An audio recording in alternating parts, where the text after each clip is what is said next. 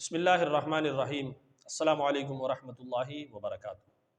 سورۃ الاخلاص یعنی قل هو اللہ احد، یہ بظاہر ہمیں ایک چھوٹی سی مختصر سی صورت نظر آتی ہے، لیکن اللہ رب العزت کے ہاں اس صورت کا کتنا بڑا مقام ہے، کتنا زیادہ اجر و ثواب عطا فرماتا ہے۔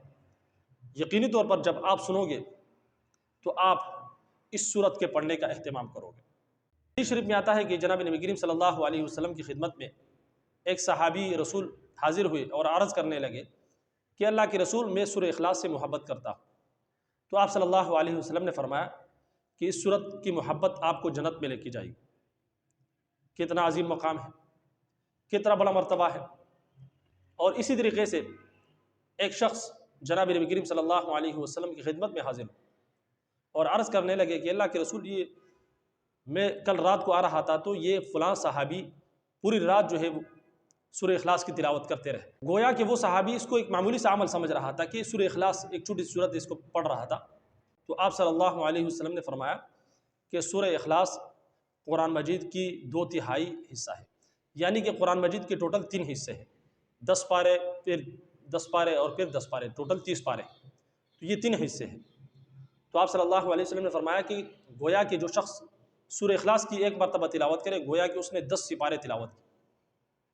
سمجھ آ رہی ہے؟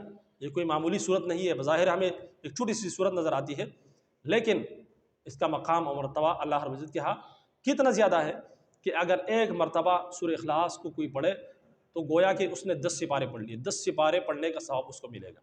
2 مرتبہ پڑھے گا تو 20 پارے، 3 مرتبہ پڑھے گا تو گویا کہ اس نے پورا قرآن مجید پڑھ لیا۔ تو لہٰذا کوشش کرے کہ آپ قرآن مجید سیکھے بھی، ایسا نہیں کہ آپ سورہ اخلاص ہی کیوں پڑھتے رہے، سورہ اخلاص کو بھی پڑھے اور ساتھ ساتھ میں قرآن مجید کو بھی سیکھے، پوری قرآن مجید کو آپ سیکھے، کیونکہ یہ قرآن مجید ہمارے لیے اللہ رب العزت نے نازل فرمایا ہے، یہ اللہ کا کلام ہے۔ اس کو دیکھنا بھی ثواب سے خالی نہیں ہے، اس کو پڑھنا بھی ثواب سے خالی نہیں ہے، اور اس سے محبت کرنا بھی ثواب سے خالی نہیں ہے، اور اس پر عمل کرنا بھی ثواب سے خالی نہیں ہے، اور اس کو سمجھنا بھی ثواب سے خالی نہیں ہے۔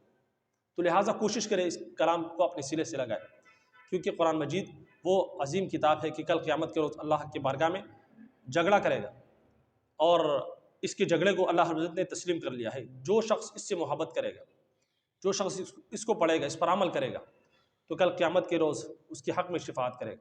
لیکن اگر کوئی شخص اس کو پڑھتا نہیں ہے، اس کو اہمیت ہی نہیں دیتا، تو کل قیامت کے روز یہ قرآن مجید اللہ کی بارگاہ میں اس کی مخالفت میں سفارش کرے گا، اس کو جہنم میں پھینک گا۔